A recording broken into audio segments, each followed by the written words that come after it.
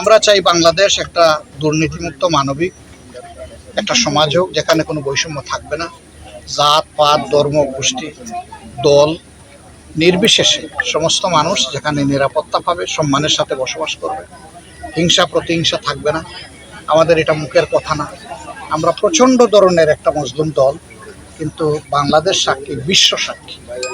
15.5 বছর দুর্দণ্ড প্রতাপের পর ক্ষমতা ছেড়ে তারা যখন চলে গেছেন, আল্লাহর কসম আমরা কারো উপরে কোনো প্রতিশোধ নেইনি, আমরা প্রতিশোধ নিব না, এটা আমাদের অঙ্গীকার। সিল্কোর সিল্ক অ্যান্ড শাইন, যাতে আছে আর্গান অয়েল ও ওট প্রোটিনের গুডনেস, যা আপনার চুলকে রাখে হেলদি অ্যান্ড শাইনিং। তবে যারা ক্ষতিগ্রস্ত হয়েছে তারা অবশ্যই বিচার পাওয়ার অধিকার রাখে, সেই ক্ষেত্রে আমরা সহযোগিতা করব, এটাও আমাদের অঙ্গীকার। এই জন্য আমরা বিচার চেয়েছি, সংস্কার চেয়েছি। তো এখানে এসেছিলাম আমাদের ভাইকে, পরিবারকে সম্মান জানাতে, ভাইয়ের জন্য একটু দোয়া করতে। আপনারাও দোয়া করবেন।